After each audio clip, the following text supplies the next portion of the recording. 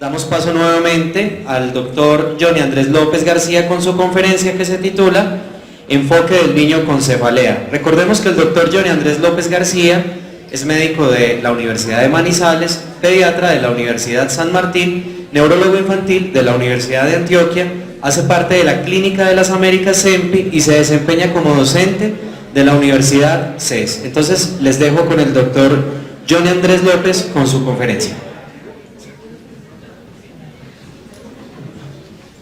Bueno, en esta segunda charla vamos a hablar sobre una enfermedad que está olvidada por todas las agremiaciones mundiales, los consensos, que es la cefalea y la migraña en los niños. Generalmente se hace consensos para adultos y de ahí extrapolamos todo para los niños, pero no hay estudios de cefalea de niños, excepto los que hacía el doctor Kabuki y la doctora Malieri en Texas, pero los dos murieron hace 3 años. Entonces, como van a ver, tenemos muy pocas actualizaciones en migraña. Ni siquiera el consenso en la fase beta de cefaleas nivel 3 incluyó a los niños realmente dentro de las nuevas clasificaciones.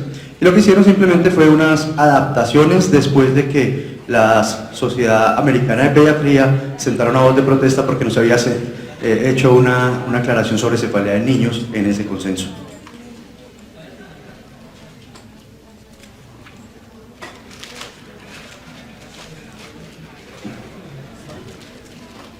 Estos son los puntos que vamos a desarrollar en el día de hoy. Datos esenciales. La cefalea es un motivo muy frecuente de la consulta en pediatría, ya sea en consultas externas o en urgencias.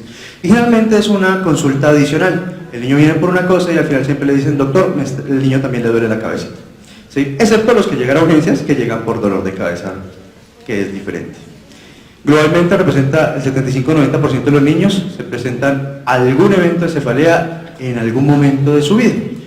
Y del 5 al 10% de esas cefaleas van a confirmarse que son migrañas en niños.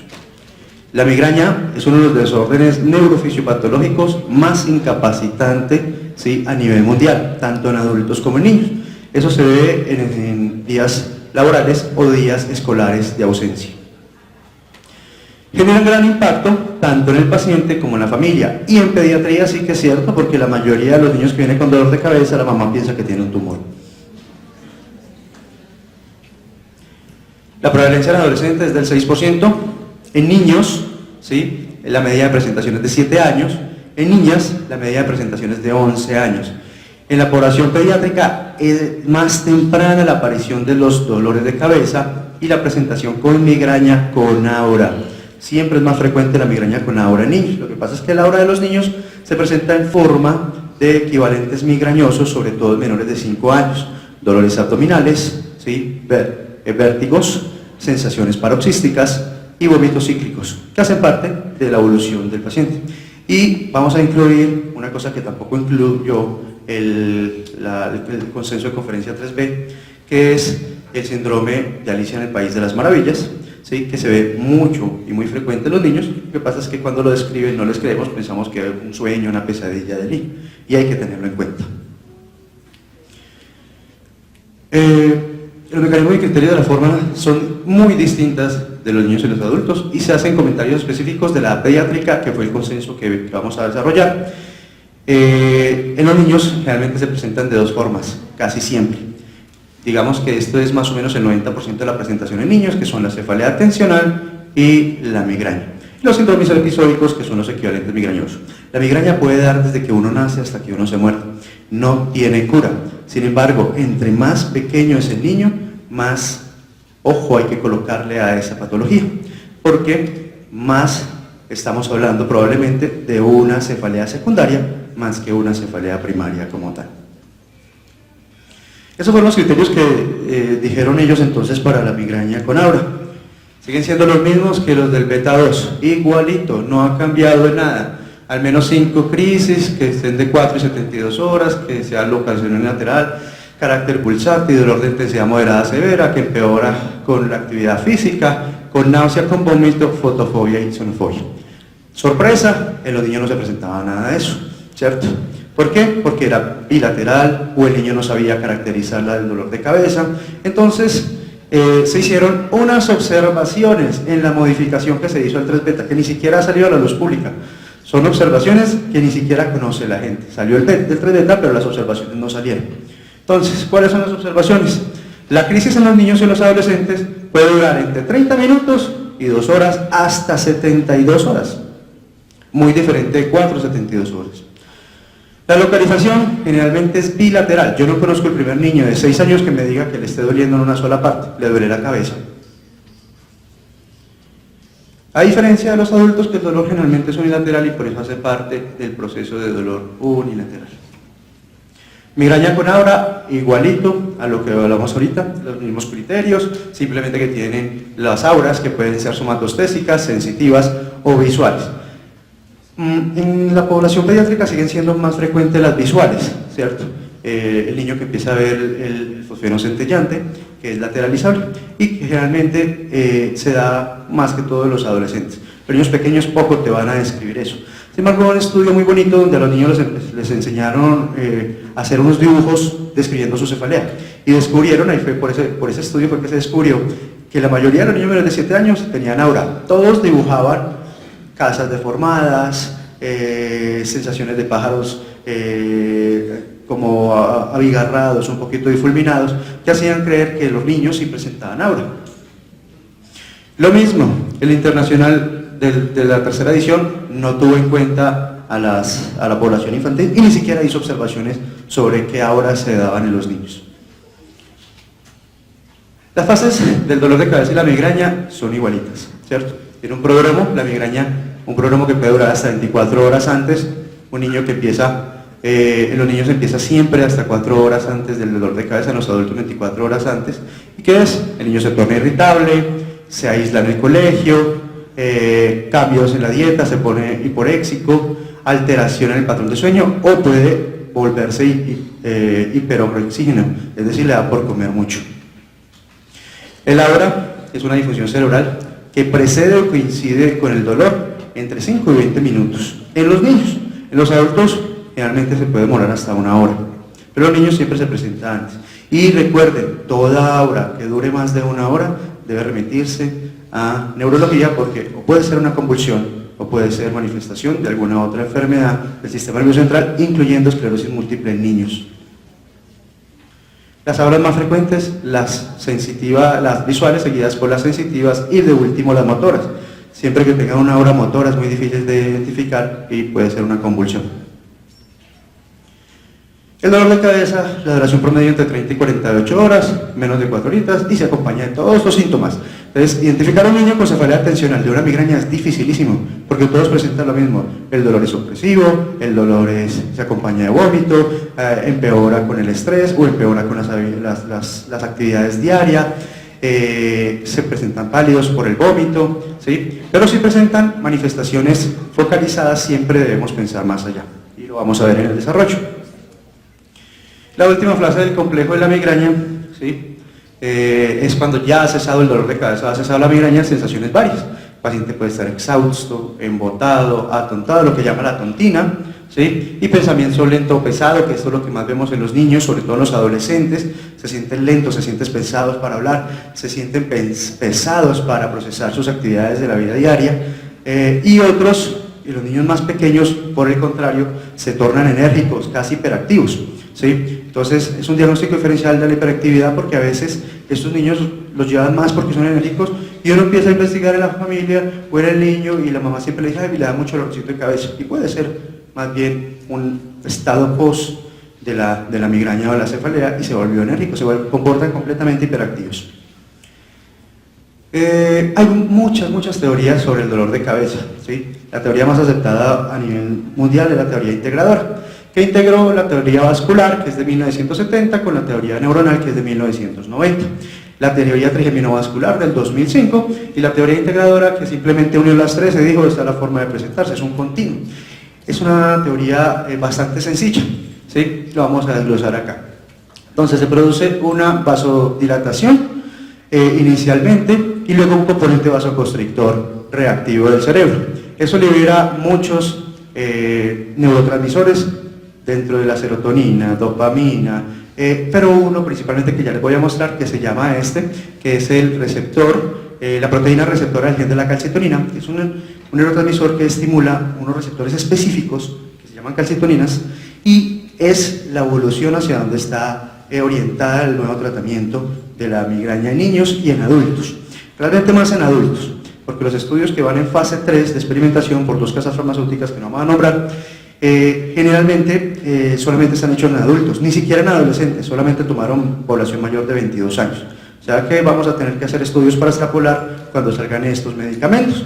Pero la efectividad es del 95% en cese del dolor en las primeras horas. Entonces es muy bueno.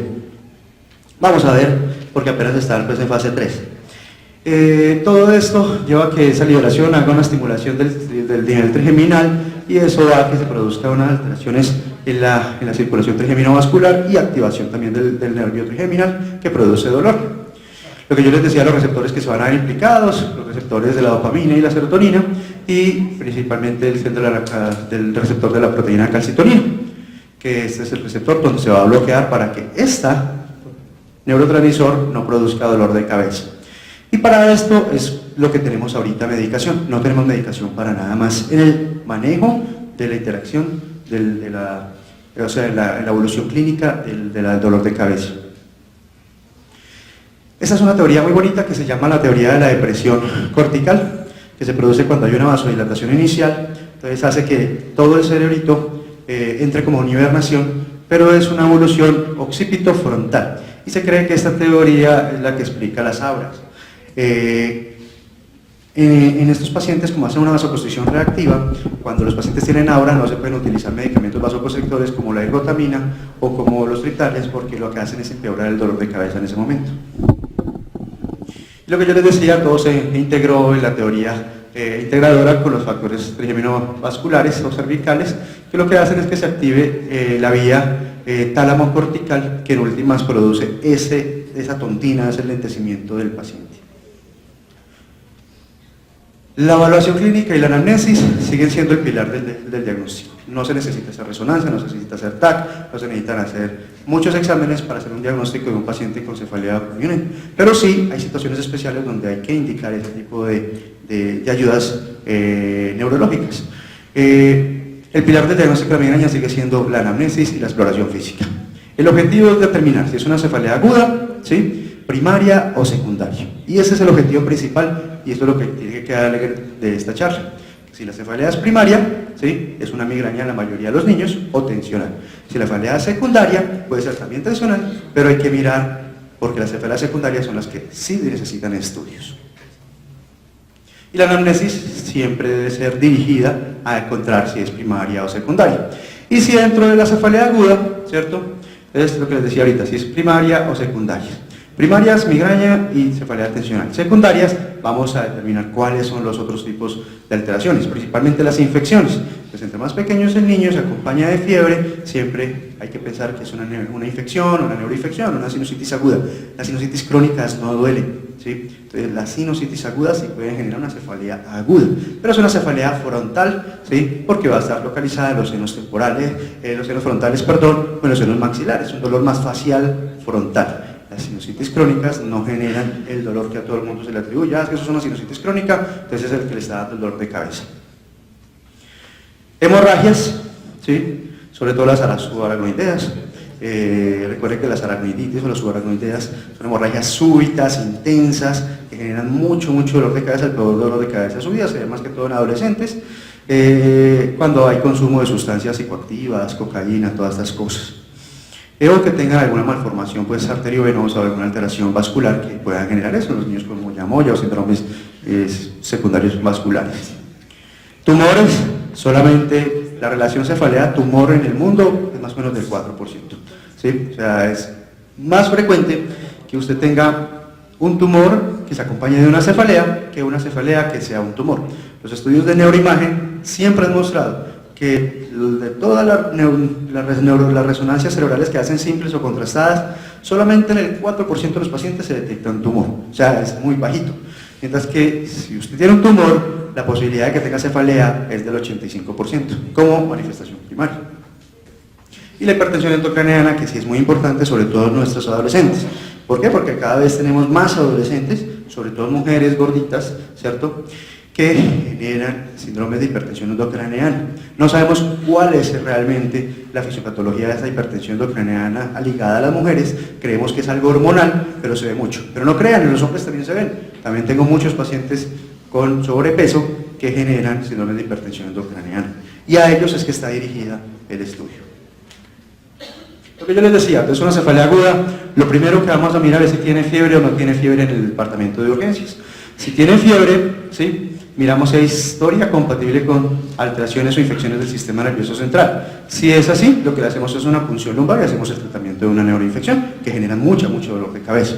Si no es así, puede ser una enfermedad febril sistémica que también genera dolores de cabeza. Es más difícil de identificar, ¿sí?, pero nos acompañamos de los signos meningios a partir de los 2 años de edad. O el signo más sensible de meningitis que aparece inclusive en lactantes, que es la rigidez espinal. Toda fiebre que tenga rigidez espinal, no nucal, sino espinal, es el niño que se moviliza en bloque porque no es capaz de doblar un poquito la columnita, que le da un malestar. Este es el signo más sensible de meningitis a nivel de los lactantes. Ya cuando están por encima de los 2 añitos y la cierre de las fontanelas, entonces aparecen Kernin, el Brusinski y la rigidez nucal como tal. Pero, por ejemplo, los estudios de infectología en meningitis, la asociación de la triada, que es cefalea, fiebre, ¿sí?, y los signos meningios solamente están presentes en el 60% de los niños, o sea, no es tan frecuente. Si se produce a un aumento de la alteración del nivel de conciencia, eso sí nos eleva la sensibilidad a un 90% para neuroinfección. Y por el otro lado, los que no tienen fiebre, que son los otros tipos de cefalea, ¿cierto?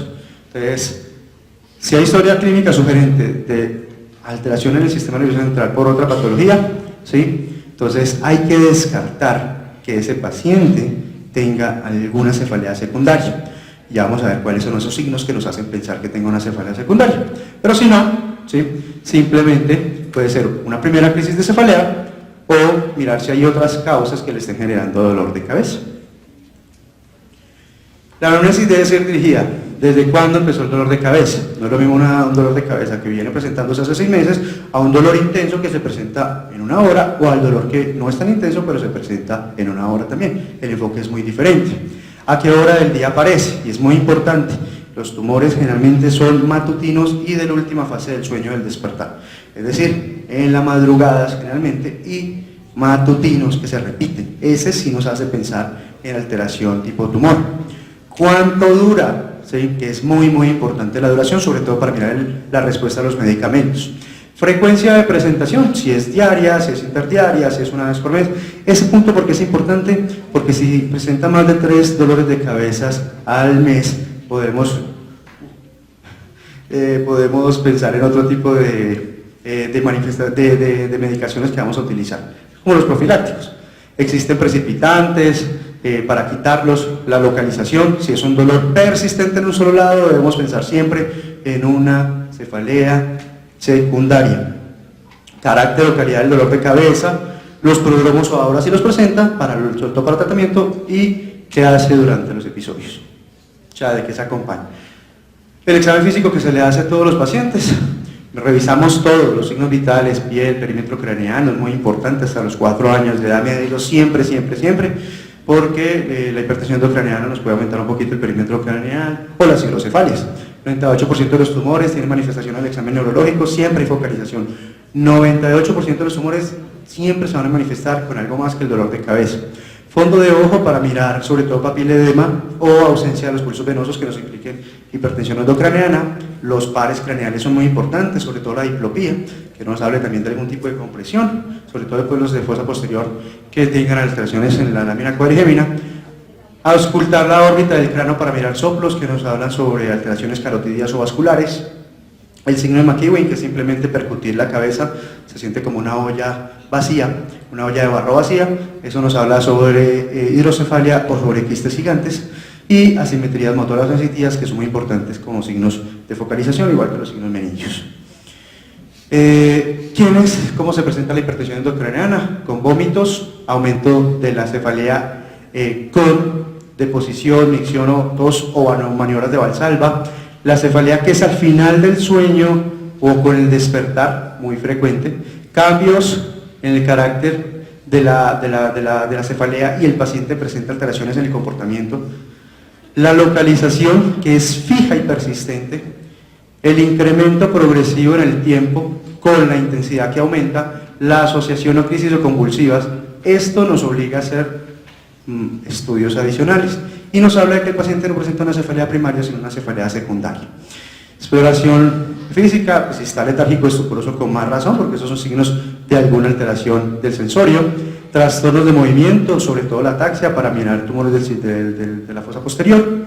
Rigidez nucal, neuroinfección, diplopía, por los tumores también que hemos dicho, y alteración en el crecimiento, porque hay que mirar las cefaleas asociadas a los tumores de la neurohipófisis. Entonces, a raíz de eso se crearon lo que se llama las banderas rojas. ¿Cuáles son las banderas rojas? ¿Para qué me sirven? Para yo identificar a quién voy a estudiar. Cefalea que ocurre en ausencia de cefalea previa, la primera cefalea en un paciente adolescente, nunca había sufrido de caries, pero es el peor dolor de su vida. En ese caso es una bandera roja. Severidad de la cefalea, lo que les dije, el peor dolor de la vida. Cefalea crónica, que venía siempre presentándose, es un niño que por ejemplo ya tenía un dolor de cabeza asignada, una migraña diagnosticada, pero de buenas a primera presentó un cambio radical en su presentación o en su localización. Ese paciente hay que estudiarlo. Dolor intensamente localizado y en la misma parte, que sea persistente siempre, hay que estudiarlo. Dolor que debilita al paciente, dolor que ocurre temprano en la mañana, recuerden lo que les dije ahorita, en el matutino o al final del sueño del primer despertar. Y dolor asociado a otros síntomas neurológicos. Siempre que ustedes encuentren algún otro síntoma neurológico, hay que estudiarlo. Exámenes complementarios no se deben de hacer de rutina. Los estudios muestran que los exámenes neurológico normal y el dolor de cabeza, la resonancia cerebral y el TAC son normales. Lo que yo les decía, solo en el 4% de los casos están alterados. Indicado en quiénes los estudios complementarios, las banderas rojas, los signos de hipertensión endocraniana, más todos los niños menores de 5 años, los síntomas de déficit neurológico focal, papiloma, incremento reciente del dolor o las banderas rojas que ya habíamos dicho. Todos los niños menores de 5 años, porque entre menor sea el niño, más hay que ponerle ojo a ese niño. ¿Y qué preferimos? Preferimos la resonancia cerebral.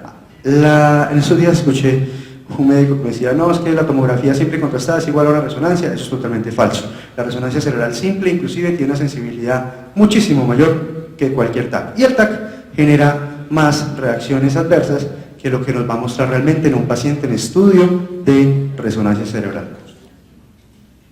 Electroencefalograma, solo si hay sospecha de focalización o de crisis epiléptica.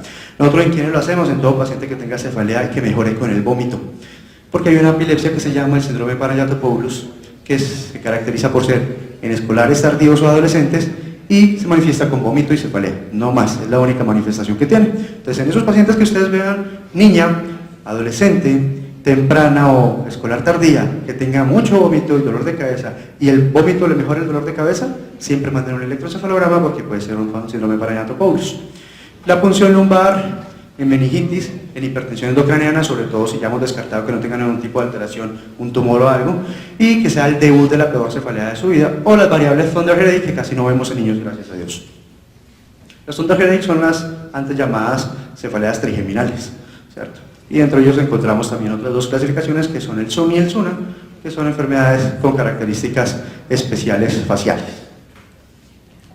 Los síndromes especiales, la migraña hemipléjica, el vértigo paroxístico, la migraña abdominal, la tortícolis paroxística infantil y el síndrome de migraña asociado a vómito cíclico son dolores de cabeza que dan generalmente en niños menores, y el estatus migrañoso, que es la complicación más frecuente, ya sea la cefalea o el estatus o una migraña como tal. El manejo agudo en urgencias. El objetivo es reducir la intensidad y la frecuencia del dolor, reducir el tiempo de la incapacidad de ese paciente para que sea más productivo o pueda asistir a su colegio, y limitar el uso excesivo de medicamentos porque produce una cosa que se llama la cefalea transformada. Y la cefalea transformada es el niño que todos los días toma analgésico para el dolor, o que los adolescentes que les mandan mucho el tramadolcito, ¿sí? Entonces, eso hace insensible la respuesta a los otros medicamentos cuando realmente los necesita para el dolor. Y lo más importante siempre es educar y prevenir. Explicarle a la mamá que muy probablemente no sea un tumor, que el niño no se le va a morir de eso, pero que la cefalea tampoco tiene cura. Es un problema fisiopatológico, no es una enfermedad como tal, y que dura toda la vida porque hace parte de su inherencia. Educación, evitar factores precipitantes y bioconductuales. Lo más importante del manejo de la cefalea y la migraña. Saber qué lo produce, cómo se produce, y para eso es muy importante que me hagan una cosa que se llama el diario del dolor de cabeza. Siempre que tengan a un niño con dolor de cabeza, que la mamá se tome la tarea con fecha, con hora, que estaba haciendo, que lo acompañaba a ese dolor de cabeza, que para nosotros es muy valioso porque es mejor prevenir que tratar. El uso racional de fármacos es muy adecuado para niños.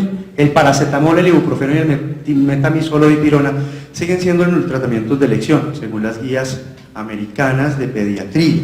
Recuerde que no hay guías de migraña para niños realmente en los consensos internacionales, pero hay guías pediátricas que se acomodan a esto. ¿Cuál de los tres es mejor? A ver, eso depende del paciente. Nos ponemos en el contexto clínico de un paciente que llega con mucho dolor de cabeza, que no tolera vía oral, pues iniciamos con dipirona, ¿cierto? La dipirona, dosis adecuadas de 20 a 40 miligramos por kilogramo. Debemos utilizarlo lo menor tiempo posible por las reacciones adversas que puede producir.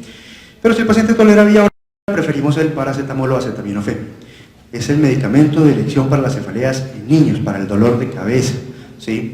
Actúa un poquito más lento que el ibuprofeno, digamos en cuestión de tiempo, pero su efecto es más prolongado. El ibuprofeno te tumba más rápido el dolor, ¿sí? Pero dura menos tiempo la eficacia de ese evento. Las dosis son altas, ¿sí? Las dosis, para todos los estudiantes, es muy sencillo. Recuerden, ASA no se utiliza en niños, pero para que aprendan de una vez, es de 1 a 5 miligramos por kilogramo. ¿Listo? Ibuprofeno de 5 a 10 y lo utilizamos de 10 miligramos por kilogramos. ¿Listo? El paracetamol va de 10 a 20. Normalmente lo utilizamos a 15 miligramos por kilogramo, que es la dosis media. Y el naproxeno, que es el otro que se utiliza sobre todo en el consenso colombiano, es de 20 miligramos por kilogramo por día. Los otros, el sumatriptán, ¿sí? También hay estudios para niños que ya los vamos a ver, y el oxígeno pues es dudoso, pero nosotros siempre recomendamos colocar un poquito de oxígeno a los niños, que produce un buen efecto vasodilatador y produce mejorías transitorias en el paciente. No es de elección, no se debe utilizar solo, pero es un coadyuvante. Medicamentos específicos para el manejo de la migraña ya como tal, tenemos el triptanes y el ergot. Preferimos la ergotamina sin cafeína, pero en Colombia no existe esa presentación ya. Y los triptanes solamente se deben utilizar en niños mayores, sobre todo de 12 años, los de forma subcutánea, y las nasales las podemos utilizar en niños más pequeñitos, pero con mucho tacto, pues, hay que monitorear la presión arterial de esos niños. Todos los triptanes son agonistas de los receptores 5-HT1 que veíamos ahorita en la imagen, son vasoconstrictores, pero también son antiinflamatorios y tienen una muy buena eficacia para el dolor en 2 horas. En Colombia contamos con el sumatriptán, con el somitriptán y con el anatriptán. El anatriptán, excelente para las cefaleas catameniales en las mujeres, ¿sí? Se les da durante los 2 días antes hasta un día después, cada 12 horitas, 2.5 miligramos, y como con la mano, cuando les viene la menstruación no tienen dolorcito de cabeza, que es muy frecuente también en las adolescentes. Dihidroergotamina es muy buena, pero como les dije ahorita, no lo preferimos utilizar en niños, sobre todo para esto, porque primero me produce una cefalea transformada y segundo tiene muchas reacciones adversas hipertensivas. Segunda línea de manejo, cuando no mejora con paracetamol, con acetaminofén, pues con acetaminofén, con ibuprofeno o metamizol, entonces nos vamos a la segunda línea de manejo. Clorpromazina, que es un antidopaminérgico, tampoco lo utilizamos en niños, pero está descrito en las guías de la doctora Kabuki. La metoclopramida sí es muy importante, pero recuerden que solamente se debe utilizar en niños a partir de los 10 años de edad, por los consensos pediátricos, por los efectos extrapiramidales que produce. Entonces en niños menores utilizamos domperidona. Tiene menor efecto, pero también tiene efecto. La metoclopramida no solamente se utiliza como antiemético, tiene una respuesta similar junto con el paracetamol o con el ibuprofeno a uso de meperidina en un paciente con cefalea. Entonces, me sirve para el dolor de cabeza, pero también me sirve como antiemético, que son los efectos un poco deseados de los pacientes. El haloperidol y la clorpromazina lo utilizamos nosotros mucho, pero ya con en neurología infantil. Sobre la clorpromazina casi no, porque produce muchos efectos adversos, utilizamos más el haloperidol, pero sobre todo para estratos migrañosos. El haloperidol a dosis de 0.1 miligramo a 0.5 se diluye y se pasa una vez al día durante un periodo de 3 días, se llama protocolo de crisis de migraña. ¿Sí? Es muy bueno, pero tiene muchas reacciones adversas, entonces preferimos utilizarlo solo nosotros. Ya les voy a explicar a ustedes qué pueden utilizar como pediatras. Los antiinflamatorios no esteroideos, el ketorolaco, buenísimo, el único problema es que hay que utilizarlo con un inhibidor de la bomba de protones porque puede producir muchas hemorragias digestivas. Entonces, es muy bueno, está aprobado por la Sociedad Europea y por la Sociedad Argentina, también por el Consenso Colombiano de Migrañas, que ya la vamos a retar, y se puede utilizar en monoterapia o combinada. Los AINES, el diclofenaco intramuscular, más estudios en adultos, en niños realmente no encontramos ningún estudio, y el Consenso Colombiano prefiere el ketoprofeno. ¿Por qué? Porque viene en 3 formas, entonces es fácil hacer el switch. Usted le empieza en el servicio de urgencias venoso, se lo pasa a oral o a tabletas si el paciente lo requiere y lo puede seguir haciendo un manejo ambulatorio. Problema, el Profenil va a salir de Colombia porque por problemas de laboratorio y genéricos están pensando en sacar el Profenil de jarabe de Colombia. La dipirona, como les decía ahorita, 30-40 miligramos, superioridad comparada con el placebo siempre, pero son estudios extrapolados de adultos. Realmente no hay estudios de niños porque, como ustedes saben, hace mucho tiempo hubo un estudio que contraindicaba el uso de la dipirona en niños, que realmente se debatió mucho, que se sabe que se puede utilizar pero por dosis cortas, dosis adecuadas y por corto tiempo. Pero por ese estudio no se debe utilizar muy frecuentemente, debe ser unas dosis muy bajas y generalmente por corto tiempo. Topiramato versus ácido valproico como antiepilépticos son muy buenos también en la fase aguda, pero también para la profilaxis, entonces nos sirve muchísimo. Preferimos de los dos el ácido valproico en las fases agudas y el topiramato para la profilaxis. Inclusive el valproato lo utilizamos en esquema de bolos de 15 a 20 miligramos por kilogramo, lo puede repetir cada 4 horitas hasta 8 dosis y si el paciente mejora, lo seguimos con topiramato ambulatorio o con el mismo valproato. Levetiracetam no hay estudios como manejo para el migraña ni para el dolor de cabeza. Sulfato de magnesio es muy bueno, pero para las dolores de cabeza que tengan aura, sobre todo las niñas, las adolescentes que tengan cefaleas o migrañas con aura, es muy importante el sulfato de magnesio. Viene en citrato de magnesio, tableticas de 200 miligramitos y se da una diaria. La dexametasona, los esteroides, como un componente importante de la migraña y de la cefalea, son el componente inflamatorio. La dexametasona ha demostrado ser muy buen coayudante, pero nunca se debe utilizar solo. Nunca solo, siempre debe estar utilizado con otros medicamentos. Tercera línea de manejo, hay un protocolo que se llama el protocolo de la ergotamina, pero ese protocolo lo traje más como para conocer qué se hacía en los adultos, fue modificado por la doctora Kabuki, como les decía. Es un protocolo muy estricto y requiere estar en unidad de cuidados especiales para utilizarlo por el problema que produce la ergotamina de hipertensión. Entonces no lo utilizamos casi, pero nosotros sí utilizamos mucho el protocolo del ácido valproico y valproato de magnesio. Uso modificado para crisis intratables, bolos de 15 miligramos cada 8 horas hasta un máximo de 10, mejoría del 80% de los pacientes.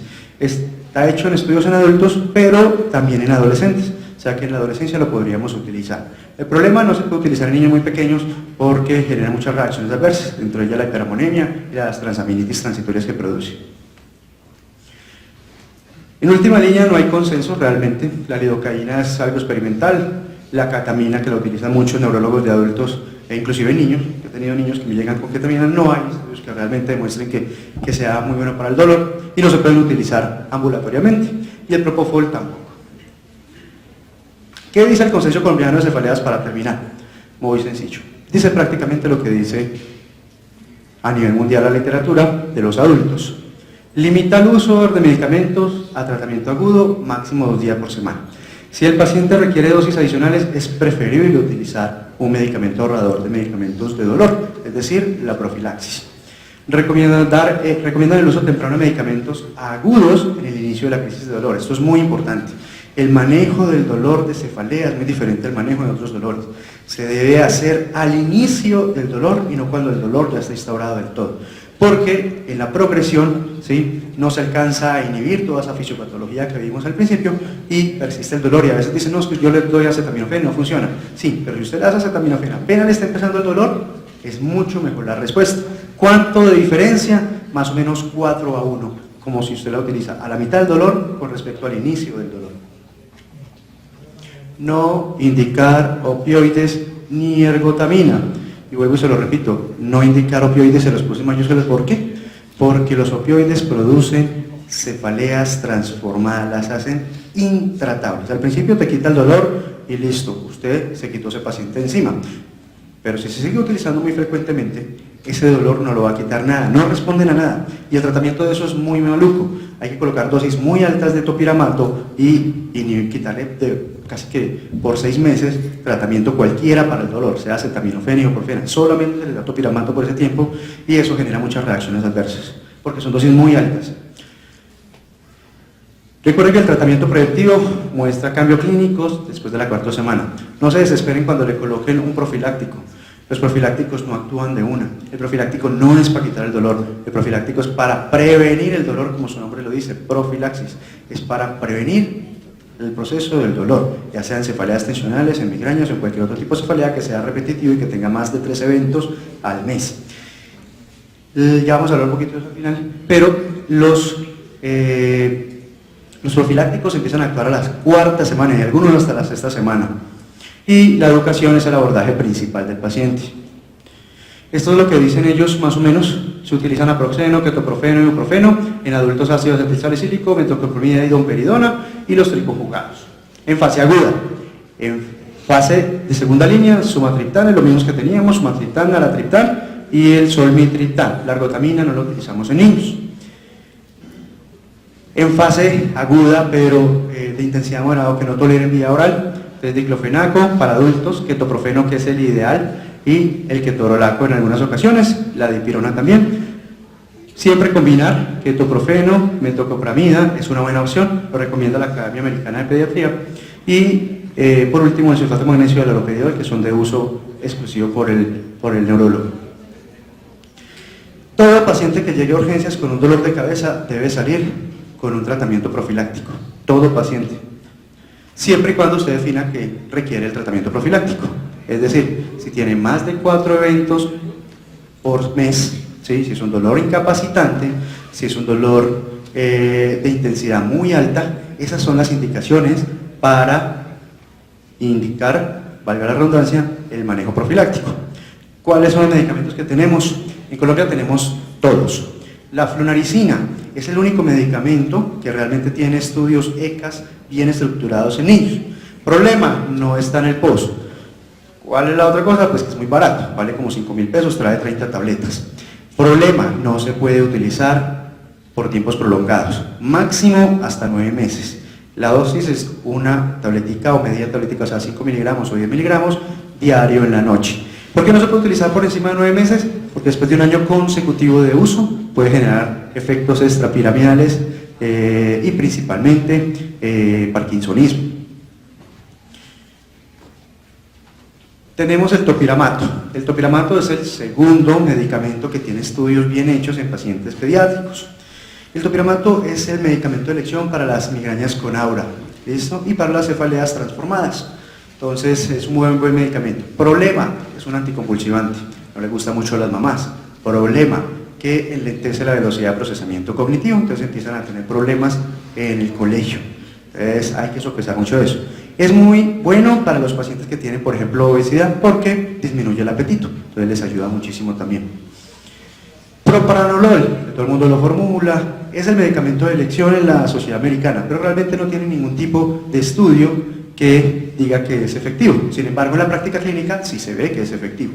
Lo que pasa es que se utiliza la dosis adecuada, de 1 a 4 miligramos, no media tabletica ni un cuartico de tabletica, no. Si el paciente pesa 25, dele de 30, 40, o sea, no les dé miedo utilizar el propranolol, es solamente una dosis en la noche. Problema, no se puede utilizar en asmáticos ni en pacientes que tengan problemas de control de azúcar.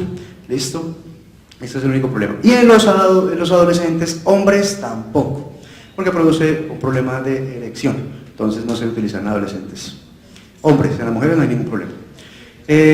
Valproato, muy buen medicamento, ya vieron que se puede utilizar tanto en crisis de cefaleas agudas, como también como profiláctico. La dosis de valproato de 20 a 40 miligramos se puede dividir en 2 o 3 dosis, pero yo prefiero colocarlo en las formas de liberación prolongada en las noches porque tiene mejor adherencia. Realmente la herencia del valproato es difícil porque engorda, porque aumenta el apetito, hace caer el cabello en las niñas, entonces es muy difícil a veces utilizarlo en las adolescentes. Preferimos en las prepúberes utilizar valproato. En última opción, en las púberes, sobre todo mujeres, no utilizar, además porque produce síndrome de ovario poliquístico. Entonces, no es buena opción el valproato en mujeres, adolescentes, púberes. Siempre púberes y en varones. Entonces ahí juega uno entre topiramate y valproato, que le conviene más a esa chica. Amitriptilina, muy bueno y es de elección para la cefalea tensional, sobre todo si tiene un componente ansiedad asociado, muy bueno en los adolescentes, de 10 a 25 miligramos dosis única. El problema es que producen mucha hipersomnia, entonces los pacientes se quejan de que al otro día en el colegio no pueden rendir porque están dormidos y produce boca seca pues por sus efectos dopaminérgicos. Falta ahí otros medicamentos, otros calcioantagonistas que también se están utilizando mucho. Ustedes van a ver que el amlodipino, el nimodipino se están utilizando mucho en el adolescente. Realmente no hay estudios que demuestren que tenga buena eficacia, pero en la práctica clínica sí vemos que funciona. Más o menos un recorrido por las cefaleas y muchas gracias.